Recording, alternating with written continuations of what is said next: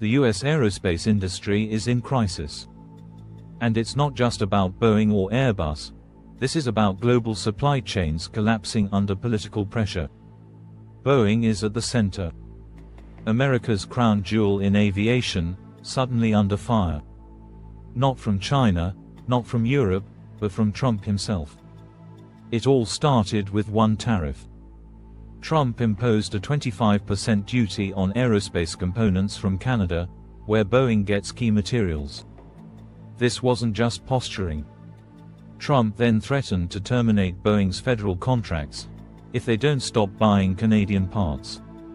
That's tens of billions in defense contracts. Gone. Unless Boeing complies. But here's the problem: Boeing can't just flip a switch. Canada's aerospace supply is deeply embedded: composite materials, electronics, even engine parts. Cutting them off overnight would mean grounded planes, missed deadlines, and ballooning costs. And while Boeing scrambles, Canada is playing offense. Prime Minister Carney is now backing Airbus. Airbus just announced a major expansion in Ontario. They'll build narrow-body jets, direct competition for Boeing's 737 line. And these jets, already in talks to replace Boeing aircraft in several NATO fleets. It's not just economic, it's symbolic. Canada is signaling it's done being the silent partner. Boeing tried to stay neutral. But neutrality doesn't work in a trade war. And Trump? He's doubling down.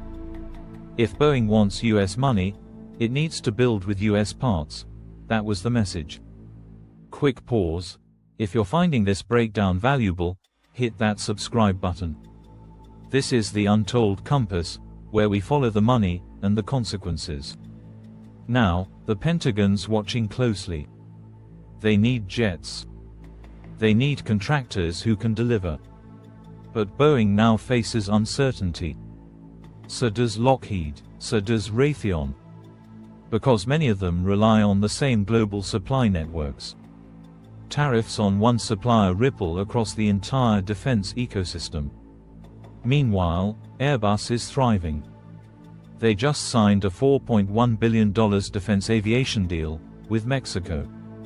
The symbolism? Devastating. One of America's closest trade partners now leaning into Europe. And that's not all.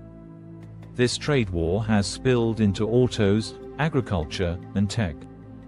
GM lost over $1 billion this quarter. Car parts stuck in customs. EV production lines delayed. Farmers facing market collapses.